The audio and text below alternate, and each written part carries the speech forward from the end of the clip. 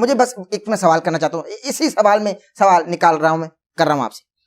آپ نے یہ چشتی رسول اللہ واقعات جو پڑھے یہ کتابوں میں پڑھے، آپ نے معین الدین چشتی کی زبان سے نہیں سنا، آپ نے زبان سے تو سنا نہیں، کتابوں میں پڑھے، اور ابھی تک کتابوں میں پڑھتے آ رہے ہیں آپ اور آگے پھیلا رہے ہیں. قیامت کے دن یعنی بروز حشر اگر معین الدین چشتی یہ کلیم کر دیں کہ یہ بندہ، یہ شخص مجھ پہ دنیا میں بہتان باندھتا رہا جبکہ میں نے ایسا کچھ لکھا ہی نہیں نہ پڑھوایا، آپ کیا بنے گا؟ نہیں میرے پہ تو بہتان باندھا ہی نہیں ہے نا. آپ پر نہیں باندھا، آپ باندھ رہے ہیں ان پر. نہیں میں نے تو باندھا ہی نہیں ہے. اگر انہوں نے پڑھایا نہ ہو تو کیا بنے گا؟ نہیں بریلویوں نے پرنٹ کیا ہے نا. وہ بریلویوں جب میرے پاس آئے گی نا بات، میں کہوں گا تمہاری جو روحانی اولاد تھی نا انہوں نے پرنٹ کیا ہے، بس مقدمہ ادھر چلا جائے گا. اچھا یعنی آپ دنیا میں بھی آپ چلے جائیں، چاہے گورے کی عدالت میں لے جائیں کہ میں تو بریلویوں کی چھپی ہوئی کتاب کا کوٹ کر رہا ہوں. اگر میں ایک چیز تو حسن زن رکھے نا، اگر نہ لکھا ہو تو حسن زن رکھنا یہ ایک علیحدہ بات ہے. حسن زن رکھنا نہ رکھنا یہ الگ، یہ دو تین ٹاپک مکس ہو گئے. پہلے تو یہ ہے کہ مقدمہ کس کے خلاف ہوگا. مقدمہ ہوگا پیر میر علی شاہ صاحب کے اوپر، مقدمہ ہوگا اشرف تھانوی کے اوپر، مقدمہ ہوگا حمزہ بریلوی کے اوپر. مجھے تو انہوں نے بتایا نا کہ چشتی رسول اللہ پڑھنا چاہیے، دفاع ہونا چاہیے. میں نے تو آگے کہا نہیں ہونا چاہیے. تو میں ایک درجے بہتر ہوں. مجھے تو معین الدین چشتی صاحب کہیں گے کہ بھئی بیٹا تو نے مجھے بچا لیا ہے، یہ کیا کہ یہ کلمات کفر ہیں. پھنسایا تو انہوں نے ہے. اب رہا یہ مسئلہ کہ میں معین الدین چشتی یا کسی بابے کی یہ وکالت کروں کہ ان کے اوپر ان لوگوں نے جھوٹ باندھا، تو میں پہلے دن سے یہ کہہ رہا ہوں کہ میرا حسن ظن ہے کہ انہوں نے نہیں پڑھوایا ہوگا. لیکن چونکہ اولاد تم ہو ان کی، تمہاری بات اتھارٹی مانی جائے گی. ٹھیک ہے، میری بات کون سنے گا؟ تم ان کے بزرگوں کے ماننے والے ہو نا. چونکہ تم کہہ رہے ہو تو ہم کہہ رہے ہیں ہاں اگر انہوں نے کلوایا تو ٹھیک ہے، پھر وہ بھی گمراہی تھے. اور یہ بات کرنا کوئی گستاخی نہیں. مسلم شریف یہاں رکھی ہوئی ہے، اس کا مقدمہ کھولیں. مولا علی کی شہادت کے بعد حضرت ابن عباس نے مولا علی کے کچھ فتوے منگوائے. وہ پڑھتے جاتے تھے اور کہتے تھے اللہ کی قسم علی نے یہ نہیں فیصلہ لکھا ہوگا، اللہ کی قسم یہ علی کا فیصلہ نہیں ہو سکتا. فیصلے مولا علی کے ہی تھے. اور ابن عباس یعنی مولا علی کی شہادت کو ابھی چند سال بھی نہیں گزرے. پھر ایک جگہ انہوں نے جملہ بولا اللہ کی قسم اگر علی نے بھی یہ فیصلہ کیا تو وہ بھی گمراہ ہو گیا تھا. For the sake of argument, سمجھانے کے لیے. حالانکہ علی نے نہیں کیا، لیکن موٹے دماغ کو کھولنے کے لیے انہوں نے، ابن عباس نے کہا یہ اتنی بیہودہ بات لکھی ہوئی ہے، اگر علی یہ فیصلہ کرتے تو وہ گمراہ ہو جاتے، یہ فیصلہ انہوں نے نہیں کیا ہوگا. ٹھیک ہے. اور پھر کہا افسوس انہوں نے قیمتی علم ضائع کر دیا. حضرت علی کی طرف جو جھوٹ منسوب ہے اس میں ہم حضرت علی کا دفاع کرتے ہیں کیونکہ حضرت علی کے پیچھے قرآن و سنت کھڑے ہیں. حضرت عیسیٰ کے اوپر کرسچنز نے جھوٹ باندھا، ہم اس کا دفاع کرتے ہیں، ان کے پیچھے قرآن و سنت کھڑے ہیں. ان کے بابوں کے پیچھے قرآن و سنت نہیں نہ کھڑا. یہ تو بابے آئے ہیں 700-800 سال بعد.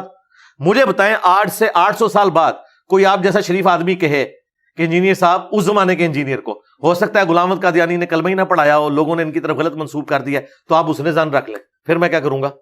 میں یہ کہوں گا کہ اس کے ماننے والے تو کہہ رہے ہیں نا. آپ کہیں نہیں، آپ ان کو رحمت اللہ علیہ کہہ جائیں. اگر غلام احمد قادیانی صاحب نے قیامت کے دن آپ کا گریبان پکڑ لیا تو آپ کیا کریں گے؟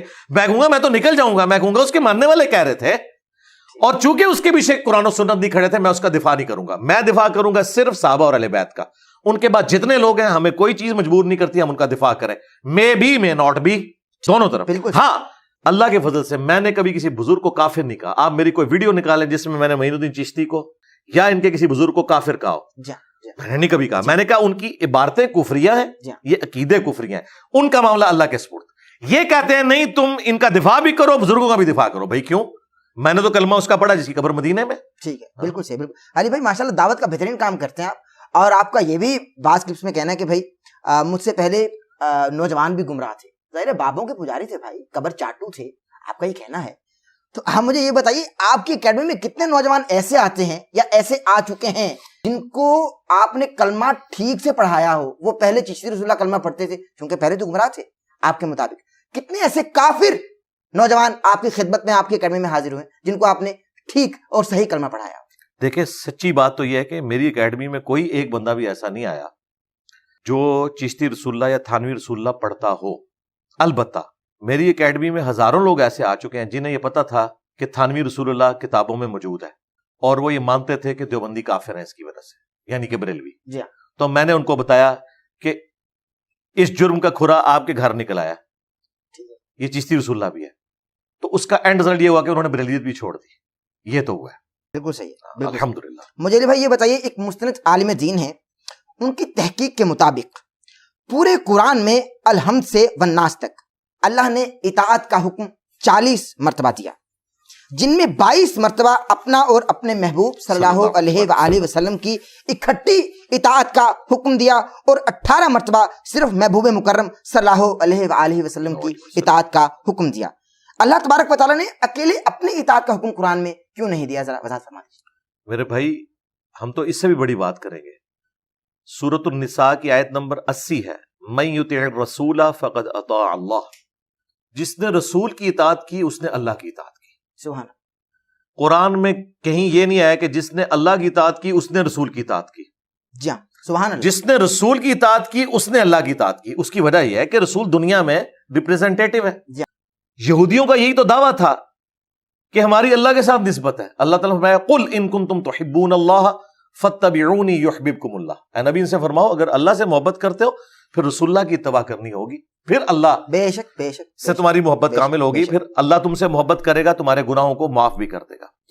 تو یہ اس بات کا ثبوت ہے کہ دنیا پہ پیغمبر اللہ کا نمائندہ ہوتا ہے۔ جو لوگ پیغمبروں کے وسیلے سے ان کے ذریعے سے اللہ تک پہنچتے ہیں وہی ہدایت کا راستہ پاتے ہیں، اور جو پیغمبر کا راستہ چھوڑ دیتے ہیں، خواہ وہ پیغمبر کے ماننے والے ہوں، جس طرح کے چشتی رسول اللہ، تھانوی رسول اللہ، یہ سارے لوگ یہ پیغمبر کو تو مان رہے ہیں لیکن پیرلل میں اپنے بابوں کا بھی دفاع کر رہے ہیں، وہ بھی گمراہ ہے، خواہ وہ پیغمبر کا نام لیتے رہے، خواہ پیغمبر کے مخالفین ہو، ٹھیک ہے، ابو جہل یا اس کی پارٹی، وہ بھی گمراہ ہے۔